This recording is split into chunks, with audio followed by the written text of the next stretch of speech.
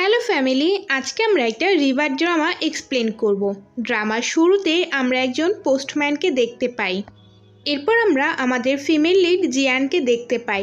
সে তার স্বামীর চিঠি পেয়ে অনেক বেশি খুশি হয়ে যায়। এখানে বাচ্চারাও অনেক বেশি খুশি হয়ে যায় বাবার চিঠি দেখে। জিয়াং তার বাচ্চাদের বলে, তোমার বাবা আমাদের অনেক বেশি মিস করতেছে এবং সে খুব তাড়াতাড়ি আমাদের সঙ্গে দেখা করতে আসবে। এরপর আমরা ফ্ল্যাশব্যাকের সিন দেখতে পাই। জিয়াংয়ের হাজব্যান্ড যখন কাজে যাচ্ছিল তখন সে বলে, আমি প্রতি মাসে তোমাকে 3টা চিঠি লিখব আর সঙ্গে টাকাও পাঠাবো, আর আমি সাথে করে ভাবিকে নিয়ে যাচ্ছি, কারণ ভাইয়া তো বেঁচে নেই, ভাবির দায়িত্ব এখন আমার উপর। আর এটা বলে তার হাজব্যান্ড সেখান থেকে চলে যায়।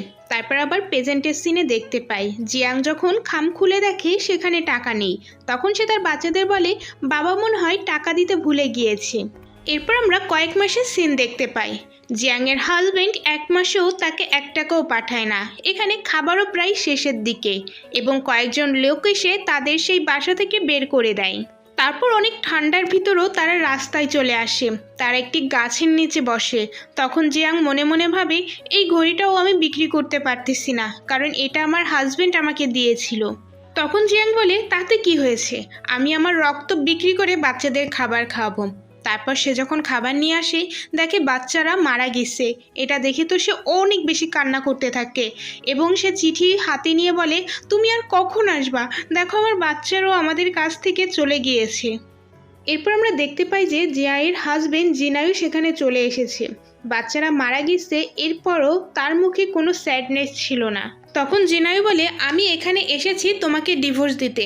তখন জিয়ান বলে, তুমি এটা কিভাবে করতে পারো, আমি 3 বছর তোমার সঙ্গে আছি, তুমি আমার সঙ্গে এমনটা করতে পারো না।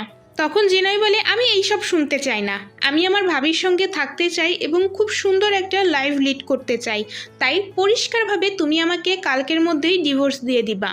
তারপর জিনায়ু তার ভাবির সঙ্গে সেখান থেকে চলে যায়। এখানে জিয়ানের মুখ থেকে রক্ত আসতেছিল এবং সে ভাবতে থাকে, আমি 3 বছর শুধু শুধু তোমার সঙ্গে থাকলাম, আমি আমার সন্তানকে হারালাম, আর লাইফ যদি আমাকে সেকেন্ড টাইম সুযোগ দেয় তাহলে আমি এই সকল কিছুর প্রতিশোধ নিয়েই ছাড়বো। এবং এটা বলেই সে সেখানে মারা যায়। আর এরপরেই সময়ের চক্র ঘুরে যায়। জিয়ায়ু উঠে বসে এবং সে তার বাচ্চাদের জড়িয়ে ধরে বলে, আমি এখানে কি করে আসলাম, আমি তো মারা গিয়েছিলাম। তখন সে বুঝতে পারে যে আমি কয়েক মাস আগে চলে এসেছি। এরপর সে তার বাচ্চাদের বলে, তোমরা এখানে বসো, আমি তোমাদের জন্য খাবার কিনে নিয়ে আসতেছি। তারপর তারা যখন একসঙ্গে খাবার খাচ্ছিল তখন বাচ্চারা বলে, মা তুমি বাবার দেওয়ার ঘড়ি বিক্রি করে দিয়েছো। তখন জিয়ান বলে, তোমাদের থেকে ইম্পর্টেন্ট ছিল না সেই ঘড়ি, আর তোমরা তাড়াতাড়ি খাবার খেয়ে নাও, আমরা কালকে বাবার ওখানে যাব। আর এরপরেই জিয়ান চলে যায় জুনাইয়ের বাসায়। জুনাই তো জিয়ানকে দেখে অনেক রাগ করে এবং বলে, তুমি এখানে কি করতেছো আর এখানে কেন এসেছো। আর তখনই সেখানে ভাবি চলে আসে এবং জিয়ানকে বলতে থাকে, তুমি যে ভাবতেছো তার সম্পূর্ণই ভুল। আর তখনই সেখানে শিগো চলে আসে এবং জিনাইয়ের হাত ধরে বলে, বাবা তুমি এখানে কি করতেছো। তখন জিয়ান মনে মনে ভাবে, 3 বছরে তো তুমি একেবারে আমাদের ভুলে গিয়েছো, এমনকি তুমি তোমার বাচ্চাদেরকেও ভুলে গিয়েছো। এখানে জিনাই বলে, তুমি ভুল ভেবো না, এ তো আমার ভাবি এবং ভাইয়ের ছেলে মাত্র। তখন ভাবি বলে, তোমরা অনেক দূর থেকে এসেছো, আসো আগে খাবার খেয়ে নাও। তারপর তারা যখন সবাই একসঙ্গে খাবার খাচ্ছিল তখন জিয়ানের বাচ্চাদের খাবার খাওয়া দেখে শ্যানের বাচ্চারা বলে, তোমরা কেমন নোংরাভাবে খাবার খাচ্ছ, কোনো ম্যানার নেই তোমাদের মধ্যে। তখন জিয়ান তার বাচ্চাদের সাপোর্ট নিয়ে বলে, তোমরা ছোট বাচ্চারা এমন মনোভাব নিয়ে কিভাবে থাকো। এটা শুনে তো মিসেস সেনের বাচ্চারা সেখান থেকে উঠে চলে যায়। জুনয় যখন রাগ করতেই যাবে তখন সেন তার হাতের উপর হাত রেখে দেয়। এটা দেখে তো জেনের অনেক বেশি রাগ হতে থাকে। এরপর জিয়ায়ু জিয়ানকে বলে, তোমার সঙ্গে আমার কিছু কথা আছে, চলো আমার সঙ্গে। তাকে হাত ধরে নিয়ে যাচ্ছিল। এখানে সেন তো অনেক বেশি জেলাস ফিল করতেছিল। তখন জিয়ায়ু বলে, তোমাকে তো আমি প্রতি মাসে খরচ পাঠাইতাম, তাহলে এখানে আসার কি দরকার ছিল, তোমার উপর কি এমন কিয়ামত চলে এসেছে।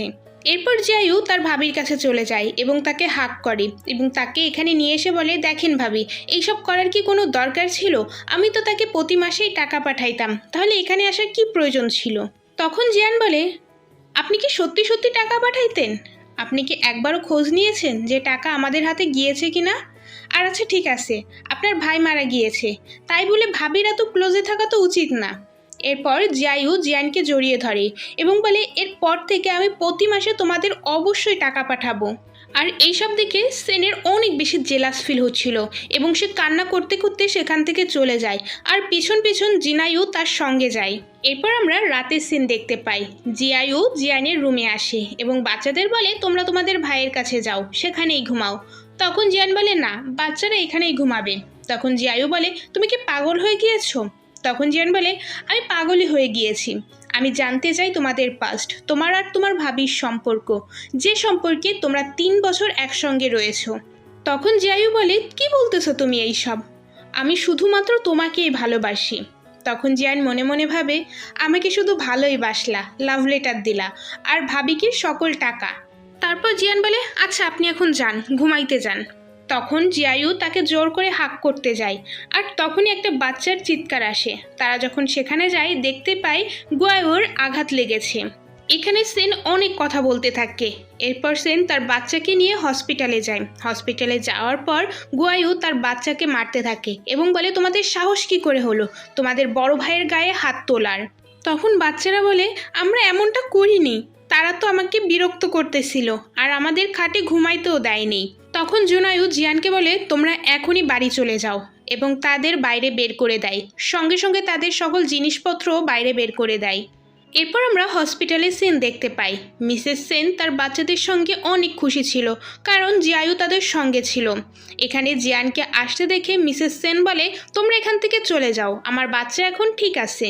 আর তখনই জিয়ান হাঁটু গেড়ে বসে যায় এবং কান্না করতে করতে বলে প্লিজ ভাবি, আপনি আমার স্বামীকে আমার কাছে ফেরত দিয়ে দেন। এখানে সবাই দেখতেছিল এইসব বিষয়। তখন জিয়াইও বলে কি করতেছো তুমি এইসব, ওঠো এখনই। এখানে আমারও তো কিছু সম্মান আছে তাই না, তুমি কি সেগুলো নষ্ট করতে চাচ্ছ? তখন জিয়ান আরও বলে তুমি আমার কাছে চলে আসো, তুমি ভাবিকে ছেড়ে দাও। 3 বছর তুমি আমাদের সঙ্গে নেই, আমাদের কোনো খোঁজ খবরও নেওনি। আর তোমার যদি ভাবির সঙ্গে থাকতেই হয় তাহলে আমাকে ডিভোর্স দিয়ে দাও। ডিভোর্স দেওয়ার পর তুমি তোমার ভাবির সঙ্গে থাকো, ডিভোর্সের পর আমি আমার বাচ্চাদের সঙ্গে থাকবো। এখানে হসপিটালে সবাই এইসব দেখে বলতে থাকে মিসেস জিনাইও যে এমন মানুষ আগে জানতাম না।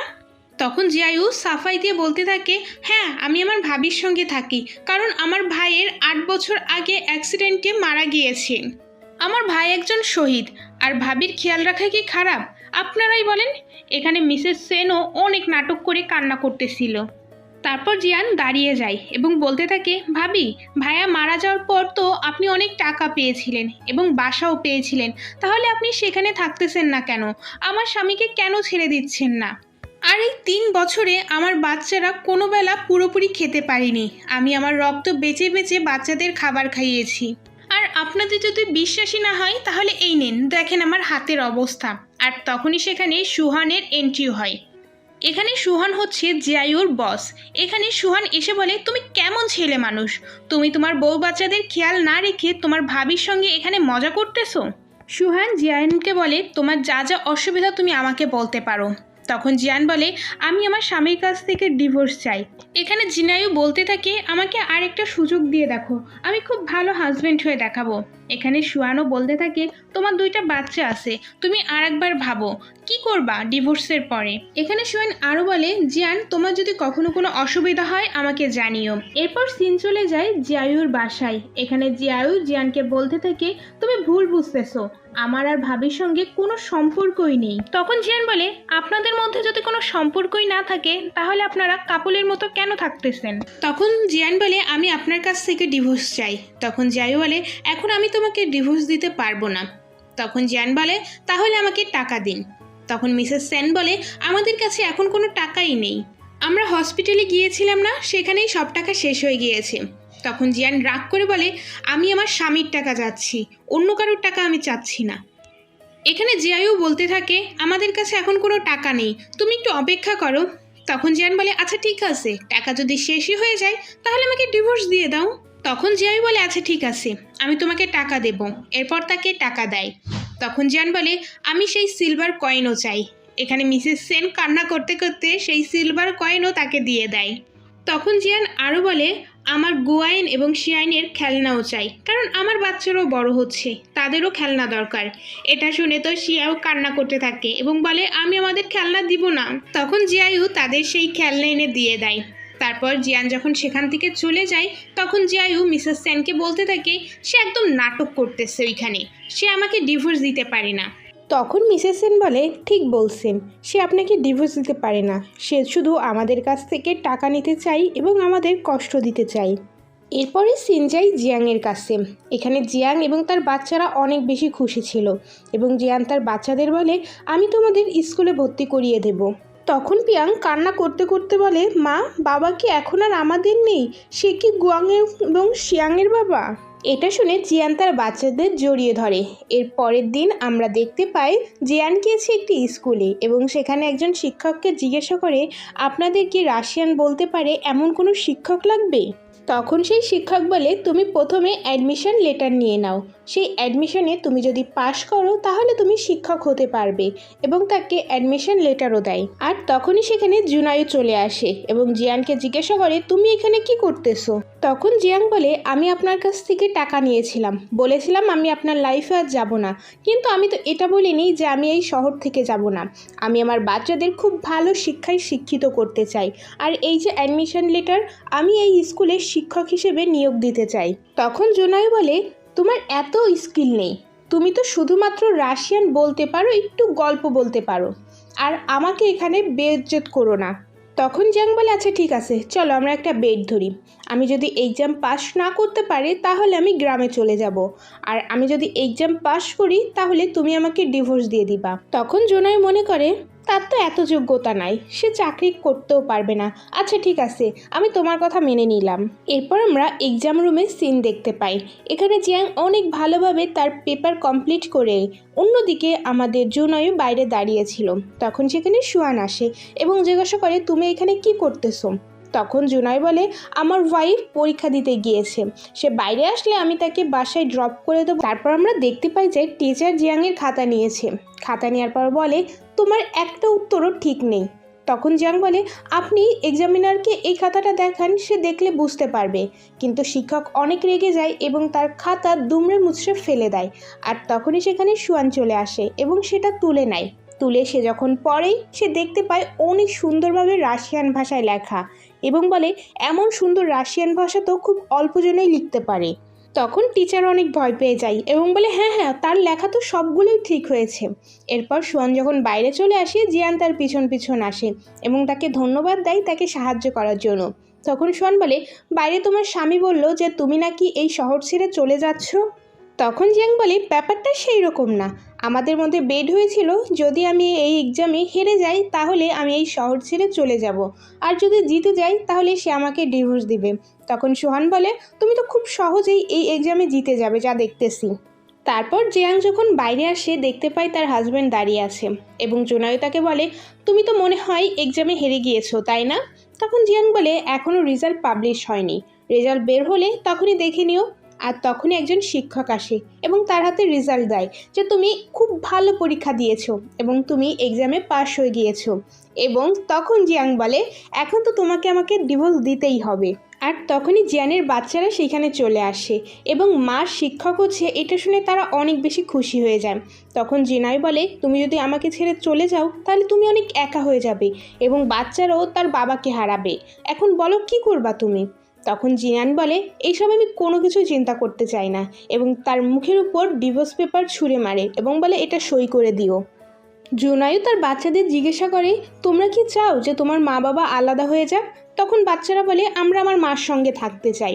তখন জিয়াং বলে তুমি যদি পুরুষ মানুষ হয়ে থাকো তাহলে তুমি 1 সেকেন্ডও দেরি করবা না ডিভোর্স পেপারে সাইন করতে। এটা শুনে জুনায়ু ডিভোর্স পেপারে সাইন করে দেয়। এরপর জুনাই যখন বাসায় যায় তখন মিসেস সেন জিজ্ঞাসা করে কি হয়েছে তোমার? তখন জুনাই বলে আমাদের ডিভোর্স হয়ে গিয়েছে। তখন মিসেস সেন বলে তুমি না বলছিলে যে তুমি ডিভোর্স দিবা না তাকে? তখন জুনাই বলে সে আমাকে বাধ্য করেছে ডিভোর্স পেপারে সাইন করার জন্য। তখন মিসেস সেন মনে মনে বলে জিয়ান আমি তো তোমাকে বুদ্ধিমান মনে করেছিলাম, কিন্তু তুমি তো আমার কাজ আরও সহজ করে দিয়েছো। এরপর আমরা জিয়ানকে হসপিটালে দেখতে পাই তার বাচ্চাদের সঙ্গে কিছু মেডিকেল টেস্ট করাচ্ছিল। আর সে তার বাচ্চাদের বলে তোমরা এখানে খুব শান্ত বাচ্চাদের মতো থেকো, আমি ভিতর থেকে আসতেছি। আর তখনই শিয়াও সেখানে চলে আসে এবং আমাদের পিয়ানকে ধাক্কা মারে এবং বলে তোমরা আমাদের খেলনা নিয়ে নিয়েছিলে না, যার কারণে আমি তোমাকে ধাক্কা দিলাম। আর যখনই নার্স দেখতে পায় যে দুইটা বাচ্চা ওখানে পড়ে গিয়েছে, সে দৌড়ে যায় এবং ডাক্তারকে বলে সিঁড়ির উপর দুইটা বাচ্চা পড়ে গিয়েছে। এটা শুনে তো জিয়ান অনেক বেশি শকড হয়ে যায় এবং দৌড়ে সেখানে যায়। এরপর জিয়ান তাড়াতাড়ি বাচ্চাদের নিয়ে মেডিকেল রুমে যায়। পিয়ানে যখন জ্ঞান ফিরে আসে, সে বলে, মা, আমাদের শিয়াও সিঁড়ি থেকে ধাক্কা দিয়েছে। তখন মিসেস সেন বলে, বাচ্চারা মিথ্যা কথা বলতেছে, আমরা তো কেবলই এখানে এসেছি, তাহলে আমার বাচ্চারা কিভাবে ধাক্কা দিল? তখন সেখানে জুনাইও চলে আসে এবং বলে, হ্যাঁ, মিসেস সেন সত্যি কথা বলতেছে, সে কেবলই আমার সঙ্গে হসপিটালে এসেছে। তখন বাচ্চাটি বলে, বাবা, তুমি কি আমাকে বিশ্বাস করো না? তখনই অন্য একটা মেয়ে আসে এবং সেই হেয়ার ক্লিপ দেয় এবং বলে, আমি এটা ওইখানে পড়ে থাকতে দেখেছি, আর আমি দেখেছি যে তুমি এইখানে দুইটা বাচ্চাকে ধাক্কা দিয়েছো। এটা শুনে তো সবাই বুঝে যায় আসল কাহিনী। তখন জিয়াং বলে, এখন কি করবা? হসপিটালের সব বিল তুমি দিবা। এরপর আমরা হসপিটালের রুমে দেখতে পাই জিয়ান তার বাচ্চাদের নিয়ে বসেছিল। তারপর সেখানে জিনাইও আসে এবং পিয়াংকে বলে, তুমি প্লিজ সবার সামনে বলো যে তোমরা ভুল করে পড়ে গিয়েছো, তা না হলে তোমাদের ভাই বোনকে স্কুল থেকে বের করে দেওয়া হবে। এটা শুনে তো জিয়ানের অনেক বেশি রাগ হয় এবং সে তাকে জোরে একটা চড় মারে। এখানে জুনাই বলে, তুমি কি বুঝতে পারছো যে তুমি কেবলা কী কাজটা করলা? আর তখনই পিয়ানের জ্ঞান ফিরে আসে। এখানে জুনাইও আবার বলতে থাকে, বাচ্চারা প্লিজ তোমরা সবার সামনে বলো যে তোমরা যা দেখছো ভুল দেখছো, তোমাদের বোন তোমাকে ধাক্কা দেয়নি, বুঝতেই তো পারতেছো তাদের জীবন নষ্ট হয়ে যাবে। তখন বাচ্চারা বলে, আপনি কেন আমাদের মিথ্যা কথা বলতেছেন? আমরা যা দেখছি আমরা সেটাই বলবো। এরপর জুনাই সেখান থেকে বাসায় চলে আসে। বাসায় আসার সঙ্গে সঙ্গে সেন তার কাছে জিজ্ঞাসা করে, কি হয়েছে হসপিটালে? আমার বাচ্চাদের স্কুল থেকে বের করে দেবে না তো? তখন জুনাই বলে, চিন্তা করো না, তারা এখন না মানতে পারে কিন্তু তারা ঠিকই মানবে। এর পরের দিন জুনাইও বাচ্চাদের সঙ্গে দেখা করতে যায় এবং পিয়ানকে গিফট দেয়, কিন্তু পিয়ান সেই গিফট নিতে চায় না। তখন জিয়াং বলে, আমরা তোমার দয়া চাচ্ছি না। তখন জুনাই বলে, আমি এই গিফট আমার বাচ্চাদের জন্য এনেছি, আর পিয়ান প্লিজ নিয়ে নাও। তারপর পিয়ান সেই গিফট নিয়ে সেখান থেকে চলে যায়। একটু দূরে গিয়ে জিয়ান তার মেয়েকে জিজ্ঞাসা করে, তুমি কি তোমার বাবাকে ক্ষমা করে দিয়েছো? তখন মেয়েটি বলে, না, আমি ক্ষমা করে দিইনি, কিন্তু আমি যদি তখন গিফট না নিতাম আমাদের সেখান থেকে আসতে দিত না। এরপর জুনাই বাড়ি চলে আসে। অন্যদিকে আমাদের মিসেস সেনকে দেখানো হয় সে তার বাচ্চাদের গিফট দিচ্ছে। জুনাইকে আসতে দেখে সে তার গলার দাগ লুকিয়ে বলে, আমি আমার গয়না বিক্রি করে দিয়েছি আর বাচ্চাদের জন্য গিফট নিয়েছি এবং শিক্ষকদের জন্য গিফট নিয়েছি, যাতে শিক্ষকরা আমার বাচ্চাকে স্কুল থেকে বের না করে দেয়। তখন জুনাইও মিসেস সেনকে বলে, তুমি কি জানো জিয়াং স্কুলের টিচার হয়ে গিয়েছে? এটা শুনে মিসেস সেন বলে, এটা কিভাবে সম্ভব? সে তো একটা সামান্য স্কুল থেকে পড়াশোনা করেছে। আচ্ছা, এটা নয় তো সোয়াংয়ের সঙ্গে তার যে এত ভালো সম্পর্ক, সোয়াংই তাকে সাহায্য করেছে? তখন জুনাই বলে, না, এমনটা হতে পারে না, কারণ জিয়াংয়ের উপর আমার বিশ্বাস আছে, সে এমন কিছু করবে না। তখন মিসেস সেন বলে, আমিও টিচার হতে চাই। তখন জুনাই বলে, তুমি টিচার হতে পারবা না, কিন্তু তুমি টিচারদের সাহায্য করতে পারো অ্যাসিস্ট্যান্ট হিসেবে। এটা শুনে তো মিসেস সেন অনেক বেশি রাগ হয়ে যায় এবং মনে মনে ভাবে, জিয়াং স্কুলের টিচার আর আমি তার হেল্পার হব, এটা কখনোই সম্ভব না। এরপর আমরা স্কুলের সিন দেখতে পাই। জিয়ান যখন যাচ্ছিল তার সামনে মিসেস সেন চলে আসে। এখানে জিয়ান জিজ্ঞাসা করে, আপনি কি এই স্কুলের টিচার?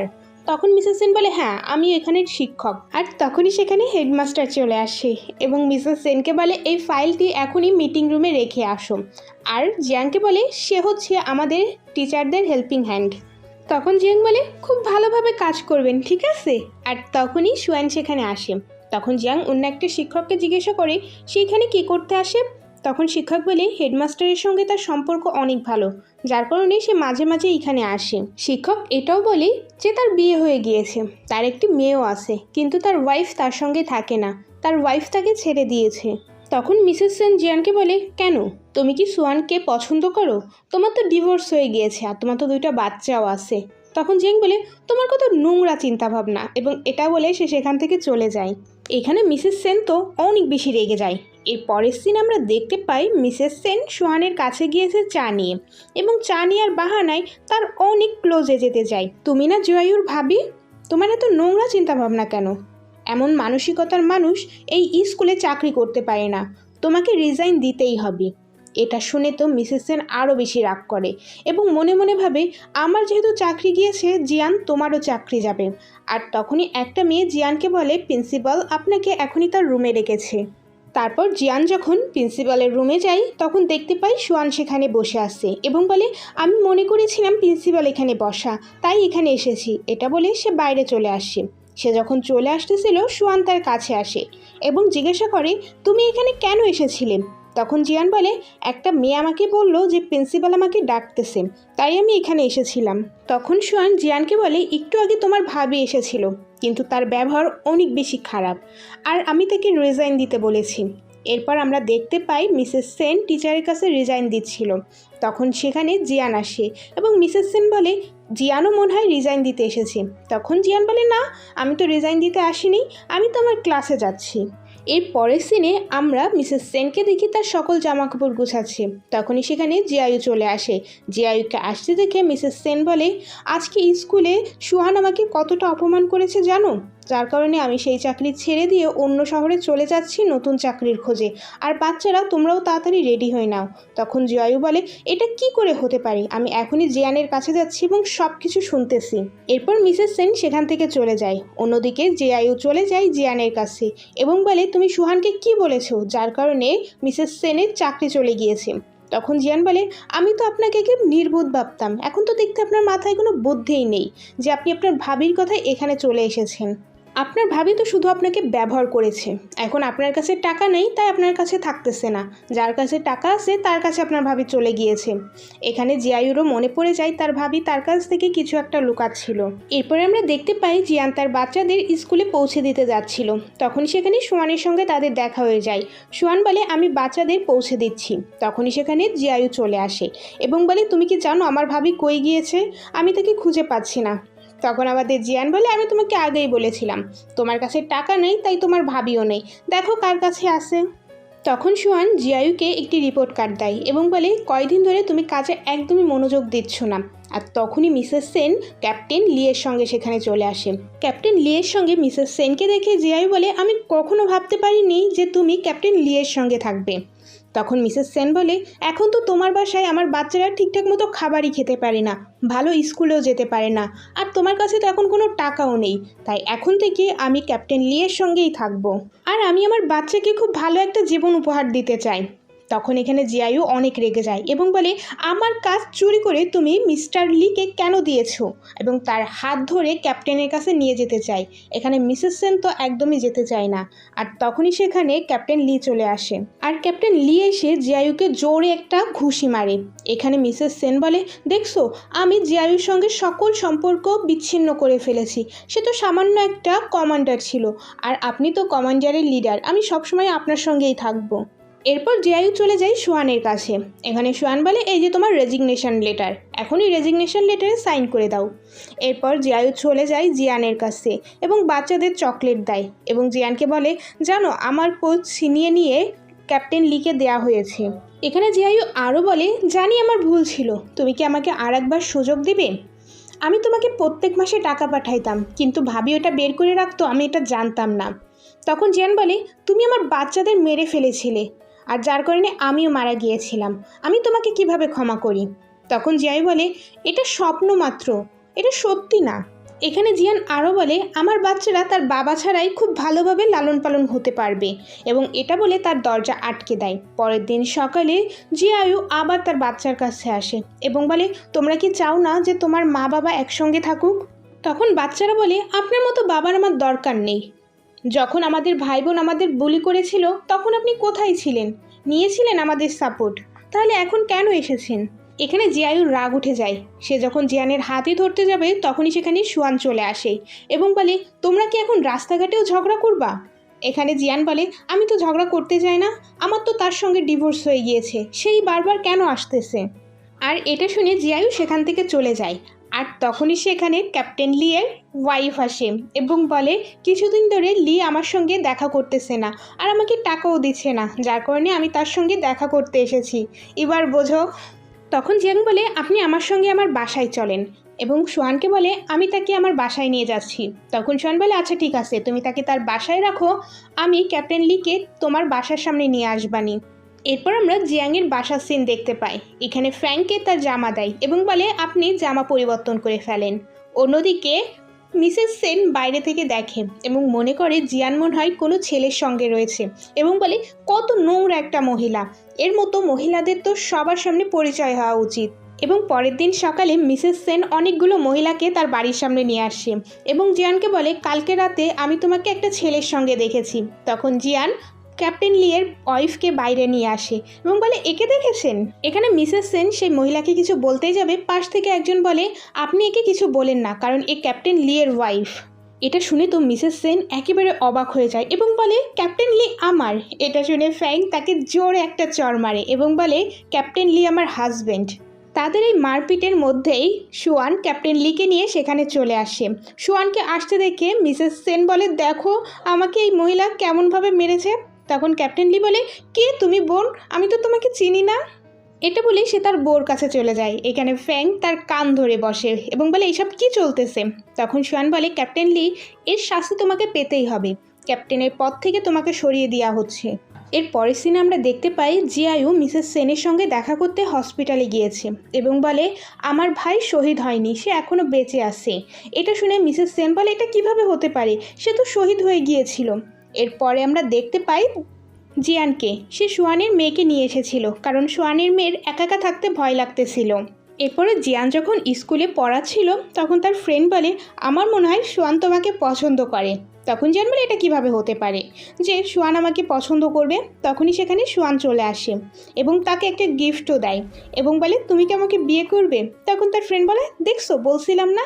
এর পরের সিনে আমরা দেখতে পাই জিয়ান এবং সুয়ান একে অপরকে বিয়ে করে ফেলেছে আর এর মধ্যে দিয়েই এই ড্রামাটি শেষ হয়ে যায়।